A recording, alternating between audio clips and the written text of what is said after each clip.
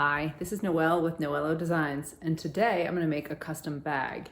What I have that I need a bag for is my Avalanche beacon, which sends and receives signals when you're in the backcountry. They come with a strap and it goes around my waist, but they also come with a harness, which is like an aftermarket item.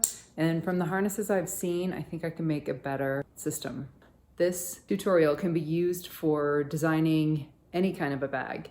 Maybe you're adding on to something that you already have, using your brain to think through what you really need or what you really want in a bag, and then being able to kind of puzzle through and design it yourself is a really good skill to have. You could save yourself lots of money and also maybe design something that doesn't even exist.